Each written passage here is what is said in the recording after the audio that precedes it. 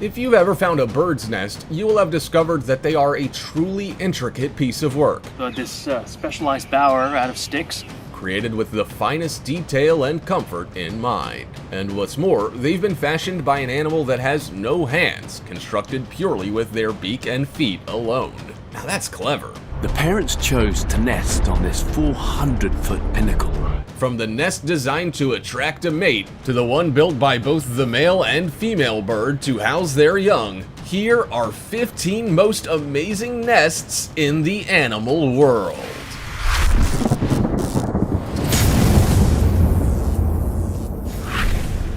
Number 15.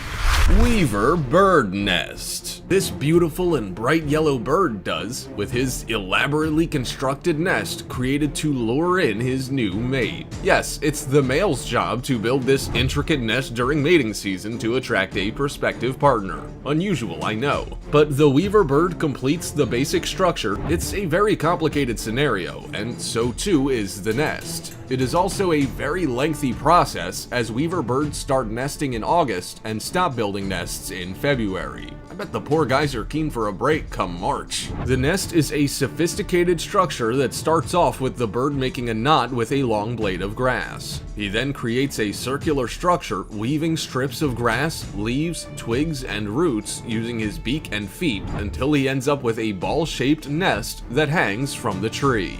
His strong, conical beak helps him to cut the materials required, and with help from his feet, the weaver can tie real knots in the nest material, making it more secure. And not only is he clever and resourceful, he's also fast, completing a nest in just 2 days. The nest is said to be 100% waterproof and survive violent storms. So this guy definitely has talent, don't you think? Before we go on, we have a cool challenge for y'all. It'll take about 5 seconds to complete. Let's make a deal. Just leave a like on this video, smash that subscribe button, and hit the notification bell, and you will get 10 years of amazing luck and fortune. Try it, it actually works. Number 14. Hammerkop. The nest building activities of hammerkops in central Mali are fascinating. Not only are they a massive undertaking, but they're constructed by both members of the pair. Just like us humans, they communicate with each other throughout the build to ensure it's completed to their specific requirements. The female is said to spend the most time on the nest, with most activity occurring during the early morning. The huge enclosed structures are built all year round, and can easily accommodate a human being. Each pair may build up to 5 nests a year. They occupy them for relatively short periods and can return to a previously occupied nest or renovate an old one. The nest height varies depending on the suitability of the site, and the entrance hole direction is dependent on the tree's position. A distinctive and legendary mystery bird with brown plumage and a hammer-shaped head, the hammerkop is widespread in Africa. It is considered a bad omen associated with lightning, leprosy, and even death, so it might be a bird to avoid. Number 13. Ruby-throated hummingbird. It's easy to see why the hummingbird's nest is so pretty. This beautiful little nest is built entirely by the female bird, with her tastes quite obvious in its design and creation. The male plays barely any role at all aside from mating. They have no part in choosing the nesting site, gathering the materials to build it, or raising the chicks once they are born. A fine example of an absent father, the male hummingbird has it pretty easy. The female, on the other hand, prior to hatching her eggs, spends several hours a day for up to 7 days collecting materials for her well-considered nest. She hunts out bits of moss and lichen, plant down from thistles, dandelions, or cattails, spider silk, cotton fibers, small bits of bark or leaves, feathers, fuzz, and fur. The solo mom weaves the materials together into a dense cup that appears to be decorated. This acts as a camouflage from the world, and the result is quite spectacular. She's a clever little bird, too. The nest is designed specifically to protect the eggs from tipping in high winds, and the spider silk that binds it together gives it elasticity to enlarge as her little ones grow. The female hummingbird is a hard worker, but she's also a genius. Number 12. Bald eagle nest. It's not surprising that one of the largest bird's nests in the world was built by a pair of bald eagles, and possibly refurbished by its successors. The nest, located near St. Petersburg, Florida, USA, measured a whopping 2.9 meters wide and 6 meters deep. Not only that, but this nest weighed more than 2 tons. It must have been one enormous tree to cope with that monster. It was examined in 1963 and was found to be a genuine bird-created nest. The male and female eagles build the nest together, with both gathering materials for its structure, arranging them together, and bonding while doing so. Unlike other birds, adult bald eagles may continue to use the same nest each year, adding 1 to 2 feet of new material to the old structure. Eagles will return to the same nest and nesting territory each year if they successfully produce young at a nest. If their previous nest was unproductive and the pair decides to build a new one, the process begins 1 to 3 months prior to mating and is considered an important part of the breeding process. Every material is considered for the nest's design. Interwoven sticks create a solid structure, and the interior is lined with grass, corn stalks, and other soft materials to ensure the comfort of their young.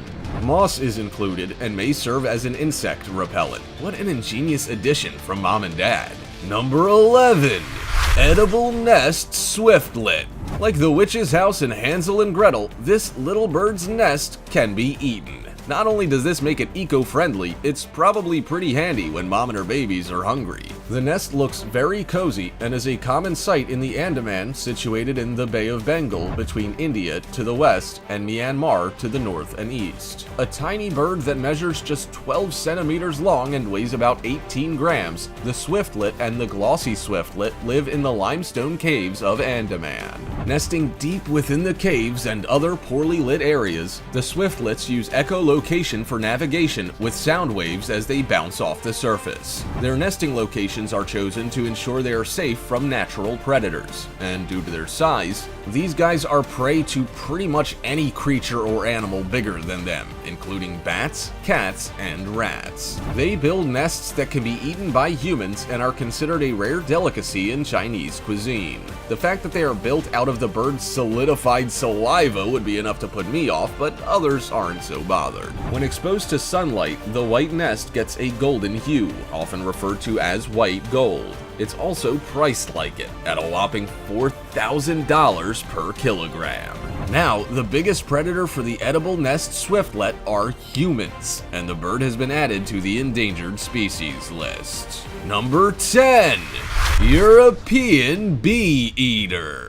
These tiny, colorful birds burrow into the sides of sandy banks, preferably near river shores, and usually at the beginning of May. Similar to rabbits, the bee eater creates a relatively long tunnel in which they lay 5 to 8 eggs. Both the male and female care for the eggs, feeding and roosting as a couple. They look after their brood for about 3 weeks. During courtship, the male bee eater finds and delivers food to the female, feeding her large items and eating the small ones himself. They primarily feed on insects, especially bees, wasps, and hornets, removing the sting before consumption. The male steps up his game before and during egg laying, making sure his mate is well fed. As most males are monogamous and prefer just the one partner, they are very attentive. The bee eaters breed in warmer climates, including southern Europe and parts of North Africa and Western Asia. They are strongly migratory, spending winters in tropical Africa. Number 9.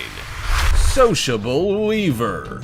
Unlike almost every other bird on the planet, including their close relative, the weaver, the sociable weaver uses and maintains its nests right throughout the year. Their colonies can be as small as 10 or as large as 500, and their nests are found at phenomenal heights. In fact, from a distance, they look like small haystacks stuck up a tree or telephone pole. An impressive sight they must take a ton of work to create. Not only that, the sociable sociable weaver does all the work, and other birds get to enjoy the benefits. Yeah, they are community nests, providing shelter and shade for a wide range of birds and other fauna. At Tswalu Kalahari Private Game Reserve in South Africa, for example, it was discovered that a large number of fauna, including paper wasps, took advantage of the sociable weaver's nest chambers. The paper wasps build their nest under the weavers, and other birds, like the acacia-pied barbet, ashy tit, and red-headed finch, roost rent-free in them. Baboons and slender mongoose use them as sites for foraging, and wild cats, such as leopards and cheetahs, often take refuge in them or use them to get a better view of the surrounding landscape. These massive thatch-like nests endure for many years and are large enough to house over 100 pairs of birds, spanning several generations at a time. Now that's impressive. Number 8. Horned coot. Similar to an intricately designed floating raft, the horned coot's nest is built to withstand the often changing environments sitting on water can deliver. But this time, there is a nasty surprise. A rare species of bird found at lakes in the northwest of Argentina, southwest of Bolivia, and northeastern Chile, the horned coot's living quarters are almost always restricted to altitudes of 3,000 to 5,200 meters above sea level. Like the European bee-eater, the horned coot is monogamous and sometimes breeds in colonies of up to 80 pairs. The male of the species are a little larger than the female on average, with a total length of up to 62 centimeters and a reported body mass of around 2 kilograms. They build huge nests that are typically made from pebbles piled high to form an artificial island. This island reaches the water surface and is normally located about 40 meters from the shore of the lakes where they breed. It is covered with algae to form the nest, and due to the amount of pebbles used, could weigh as much as 1.5 tons. That's a hefty nest. The horned coot breeds from November to January and refurbishes its living quarters each season. Number 7. Gerfalcon. Falco rusticulus. These birds make life difficult for predators looking for an easy meal, that's for sure. The gerfalcon typically nests on cliff edges or in conifer tree nests of other species, such as common ravens and golden eagles. Both males and females visit several different cliff faces and trees before deciding on a suitable destination to begin breeding. Their nests are quite basic in comparison to others and can range from bare or debris-covered soil to a structure of dead sticks, usually with little or no lining.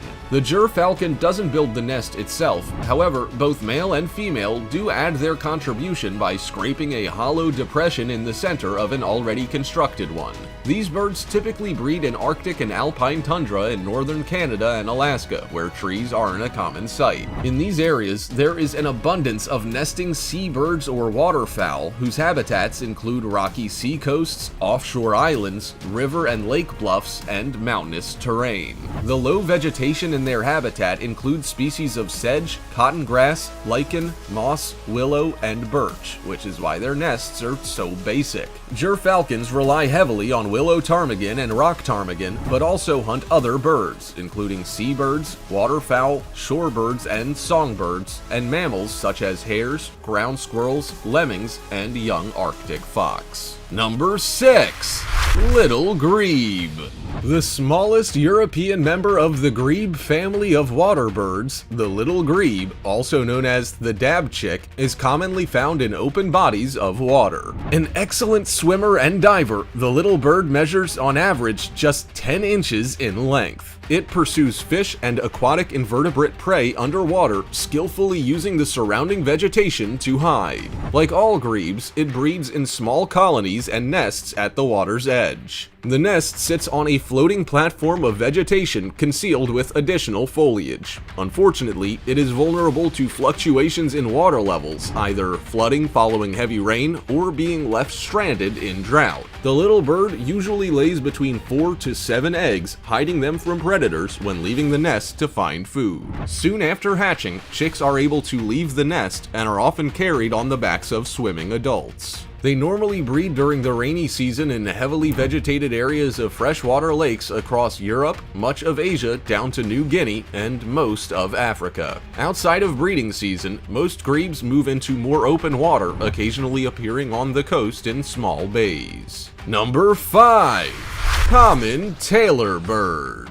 When it comes to nests, not all are created equal. While most are built from twigs and dry grass, others are made from mud or set amongst stones. But the common tailor bird has a truly unique nest. This small bird lives in the tropical ecosystems of Asia, and just like its name suggests, it is a tailor of sorts. It sews a sturdy nest together from leaves and spider webs, fine grass, or plant fibers, and it's rather an impressive sight. The edges of a large leaf are pierced and sewn together to make a cradle in which the actual grass nest is built. In here, the tailor bird raises a family of baby birds. Usually brightly colored with green or gray upper parts and yellow, white, or gray underparts, the tailor bird is a small bird with short, rounded wings, a short tail, strong legs, and a long, curved bill. They often have chestnut on the head and are typically found in open woodland, scrub, and gardens. Number 4.